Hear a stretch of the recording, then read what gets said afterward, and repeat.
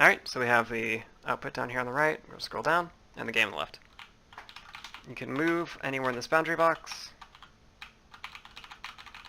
And my diagonal movement. And if you hold down enter, it'll fire a bullet. Only one's allowed on the screen at a time. Spam clicking it does the exact same thing. 1, 2, 3, 4, and mushroom's dead. 2, 3, 4. Yep, you can just kill all the mushrooms. Now you can just shoot for infinity. Nothing to do. And the output in the bottom right there. Oh, I lost it. Oh, here you go. Yeah. You can see mushrooms hit. Yeah. I just have the output to prove that it was doing things. Ship movement. I have left to right, down, up, down, and fire and reset bullet. And then diagonal ones, which are combinations of left, right, up, and down. Which I'm not entirely sure how I feel about. I like how easy and that is to read, but it seems like a lot of F statements. And the movement is further controlled by WASD here, which is just the class we mentioned in class.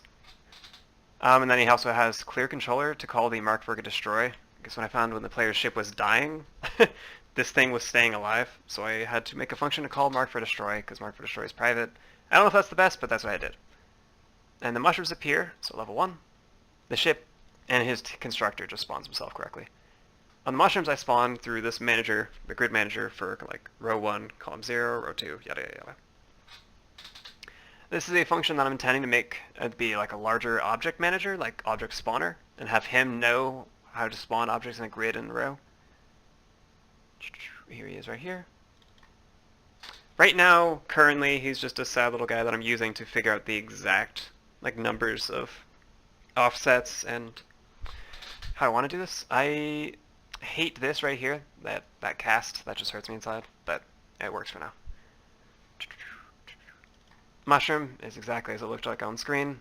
It runs out of health. It calls the explode function, which will definitely be renamed once I remake this, and then mark for destroy. And bullet, when he decides he's going to die, he calls this bullet returns to ship call, right here, and here. And then bullet returns ship is just reset the bullet on the ship, and mark for destroy. Which the ship just sees that as, currently, it's just campfire equals true. Not particularly interesting. Currently my hierarchy is all messed up and is named Teal Demo because my Visual Studio, I just broke the project last night, so I had to rebuild it.